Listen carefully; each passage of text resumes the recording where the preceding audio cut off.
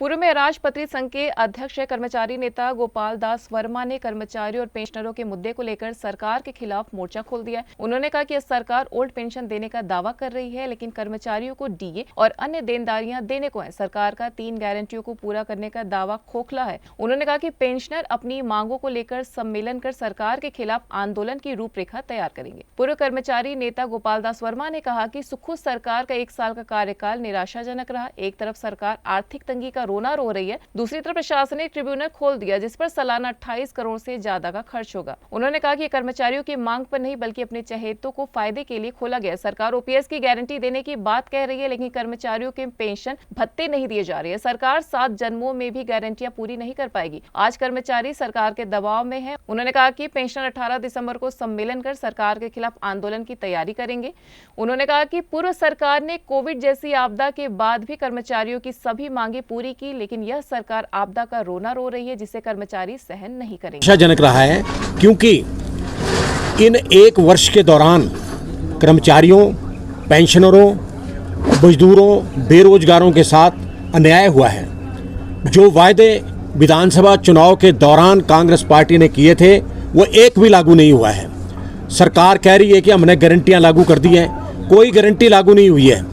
आप देखिए, जो सरकार कह रही कि ओपीएस हमने लागू कर दिया है, ठीक, अच्छी बात है, लागू कर दिया है, पर एक बात सुनिए, धरातल पे तो कुछ भी नहीं है। जो इन 1 सालों में एनपीएस के तहत जो ओपीएस जिन कर्मचारियों को मिला, आप बताइए, ग्रेजुटी उनको नहीं मिली, लीव एंड कैशमेंट उनको नहीं मिली, कम्यूटेशन उनको नहीं मिली, तो कहाँ लागू हो गया? बताइए, सरकार बताइए इस बात को। ऐसे झूठ और फ्रेब की राजनीति हिमाचल प्रदेश में नहीं चलेगी, क्योंकि कांग्रेस पार्टी को यह हमेशा रहा है कि झूठ और फ्रेब की राजनीति से सत्ता में आते हैं और फिर बाद में मुकर जाते हैं। 2012 में भी वीरभद्र सिंह की जब सरकार आई थी, उससे पहले कांग्रेस पार्टी ने कहा था कि प्रदेश के बेरोजगारों को बेरोजगारी भत्ता देंगे, हर घर से 1 नौकरी देंगे, परंतु कुछ नहीं मिला। और आज सरकार ने इन विधानसभा चुनाव से पहले 10 गारंटियाँ दी, 10 में से कोई लागू नहीं हुई है। आप देखिए कि इससे बेटर तो जयराम सरकार थी। जयराम सरकार ने अपने कार्यकाल के दौरान कर्मचारियों को वेतनमान, 6ठा वेतनमान लागू किया और 50-50 हज़ार कर्मचारियों को एरियर दिया। हर वर्ष, हर महीने जो डीए मिलता था वो दिया। इसके अलावा मैं और कहना चाहता हूं कि जयराम सरकार ने प्रदेश के जो कर्मचारी हैं, पेंशनर हैं, उनको जो है मेडिकल रिवर्समेंट का पैसा भी हर महीने दिया। आज आप देखिए, 1 साल को होने को जा रहा है और जो मेडिकल रिवर्समेंट का पैसा ना कर्मचारियों को मिला ना पेंशनों को मिला। पेंशन बेचारे ऐसे कि कुछ तो स्वर्ग सिधार गए, अपना इलाज नहीं कर पाए, और कम से कम आज 30 करोड़ के जो पेंडिंग बिल पड़े हैं मेडिकल रिवर्समेंट के डिपार्टमेंट के अंदर। अपने लिए तो मुख्यमंत्री, मंत्री, विधायक हर महीने रिवर्समेंट का पैसा ले रहे हैं और कर्मचारी और पेंशनों के लिए कहते हैं खजाना खाली है। अगर खजाना खाली है तो ट्रिब्यूनल बहाल क्यों किया? किस कर्मचारी संगठन की ये मांग थी? किसी कर्मचारी संगठन की मांग नहीं थी। ट्रिब्यूनल बहाल कर दिया। 28 करोड़ रुपए इस पे सालाना खर्चा आएगा, तो कौन देगा वो? क्योंकि सिर्फ ये इसलिए बहाल किया कि अपने जो चेथे हैं इनके, जो जिनको वाइस चेयरमैन लगाना, चेयरमैन लगाना, मेंबर लगाना, ये सिर्फ इसलिए किया। दूसरा, आप देखिए, सरकार बनते ही चयन बोर्ड भंग कर दिया। क्या जरूरत थी चयन बोर्ड भंग करने की? आज हजारों बेरोजगार सड़कों पे हैं और कोई रिजल्ट निकल नहीं रहा है। अगर चयन बोर्ड में कुछ गड़बड़ी थी तो जिन कर्मचारी अधिकारियों ने गड़बड़ी करी थी उनको आप उनके खिलाफ कार्रवाई करते, वो सारे भंग करने की क्या जरूरत थी? तो गलती पे गलती सरकार कर रही है और ये बिल्कुल अब बर्दाश्त नहीं होगा। और आप देखिए, 11 महीने में 1100 करोड़ का कर्जा ले लिया। वो कर्जा गया कहाँ? किसको दिया? ना कर्मचारियों को दिया, ना पेंशनों को दिया, ना ही मतलब जो मजदूरों को दिया, ना बेरोजगार तो बेचारे अब सड़कों में, उनको क्या देना है? तो इसलिए मैं ये कहना चाहता हूँ कि ये ज्वाला भड़क रही है प्रदेश में, क्योंकि जो गारंटियाँ इन्होंने दी है वो गारंटियाँ ये 7 जन्म भी पूरी नहीं कर सकते हैं। ये तो महिलाओं को उन्होंने बलगा दिया कि 1500 रुपये देंगे। हर घर में अगर 3 महिलाएं होंगे तो 4500 रुपये, और उस महिलाओं की वजह से ये सरकार बनी है। अदरवाइज ये सरकार नहीं बनती, क्योंकि ये फिर झूठ बोलते हैं और करते कुछ नहीं है। इसके अलावा मैं आपको कहूँगा कि आप देखिए, जैसे स्टार्टअप है, स्टार्टअप के लिए कह रही है हमने कई योजनाएं लागू कर दी है। 680 करोड़ का इन्होंने बोला था अपने मैनिफेस्टो में। अरे कहाँ स्टार्टअप है? आज बेचारे बेरोजगार सड़कों पे हैं, नौकरियां नहीं मिल रही है। और मतलब कई मतलब आप बताइए संस्थान जब कई इन्होंने बीजेपी के टाइम में जो कई संस्थान खुले थे प्रदेश की जनता के लिए वो सारे बंद कर दिए। क्यों बंद करने की आवश्यकता क्या थी? कि उनको पता था पैसा हमारे पास है नहीं है, तो इसलिए चलो संस्थान ही बंद कर दो। देखिए जी, बात यह है हिमाचल प्रदेश में कर्मचारी और पेंशनर के जो नेता हैं आज वो कोई नहीं बोल रहे। क्या कारण है? क्या कारण है कि सरकार के खिलाफ क्यों नहीं बोल रहे? क्या दिया सरकार ने? कुछ नहीं दिया सरकार ने। मैंने पहले कहा कि जयराम ने फिर भी 5 सालों में अच्छा काम किया और कर्मचारी पेंशनों को जो है लाभ उन्होंने दिए हैं। आज कर्जा भी ले रहे हैं, कर्मचारी को कुछ नहीं मिल रहा है। मैं ये कह रहा हूँ कि 17 तारीख को हमने पालमपुर में पेंशनों की महासम्मेलन रखा है। उस महासम्मेलन में जो है अगली जो रणनीति है उसको तय करेंगे कि सरकार के खिलाफ हमने आंदोलन करना है। बिना आंदोलन से ये मानने वाले नहीं हैं और कर्मचारियों को कुछ मिलने वाला नहीं है। इसके अलावा मैं आप और कहना चाहता हूँ, नए वेतनमान तो लागू हुए, परंतु आप बताइए भत्तों के बारे में कोई नहीं बोल रहा। जैसे आवास भत्ता बढ़ना चाहिए था, जैसे राजधानी भत्ता बढ़ना चाहिए था, जनजातीय भत्ता बढ़ना चाहिए था, शीतकालीन भत्ता बढ़ना चाहिए था, उसके बारे में तो सरकार बिल्कुल उसके बारे में तो सोच ही नहीं रही है। और मुख्यमंत्री का कार्यालय तो ऐसा है कि अगर इनको पत्र लिखो मिलने के लिए तो 6-6 महीने तक जवाब ही नहीं आता है। बिल्कुल ये ठप हो गया काम सारा और इनके बस का रोग नहीं रहा है। इनको कुर्सी छोड़ देनी चाहिए, ये छोड़ दें कुर्सी। आज ये कहते हैं कि चलो हिमाचल प्रदेश में आपदा आई है। अरे ये 2-3 जिलों को छोड़ करके कहाँ आपदा आई है? इससे ज़्यादा आपदा तो कोविड के दौरान आई। कोविड के दौरान लोगों की नौकरियां छूट गई, मतलब बेरोजगार लोग हो गए, व्यापार खत्म हो गया। और मतलब आप बताइए कि उस टाइम भी जयराम ने अच्छा काम किया। उस टाइम भी कर्मचारियों को डीए मिलता रहा और सुविधाएं मिलती रही, मेडिकल रिवर्समेंट का पैसा मिलता रहा। आज ये कह रहे हैं आपदा आपदा, कौन सी आपदा? 680 करोड़ तो सेंटर ने इनको दिया। क्या सेंटर जो है इनको क्या जो 10 गारंटियाँ उसके लिए पैसा देगी? उसके लिए कोई पैसा मिलने वाला नहीं है, ना ही मोदी देगा।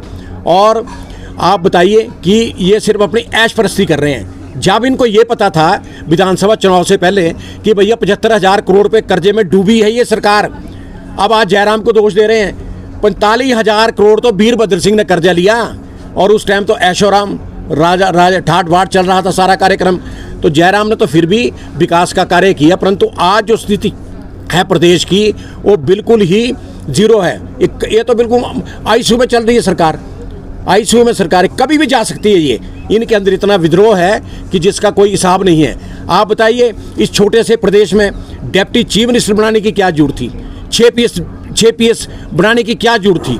जब इनको पता है पैसा हमारे पास है नहीं है तो क्यों मतलब ये बंदरबाट कर रहे हैं? क्या जरूरत है? आज हाई कोर्ट में मामले चल रहे हैं। मैं तो कहूँगा हाई कोर्ट को जल्दी फैसला करे, क्योंकि आज प्रदेश का जो पैसा है बर्बाद कर रहे हैं, कर्जा ले रहे हैं। इन 11 महीने में 1100 करोड़ का कर्जा ले लिया और आगे कर्जे पे चलेगा सारा काम ये। तो इसलिए ऐसा है कि ये सरकार चलने वाली नहीं है।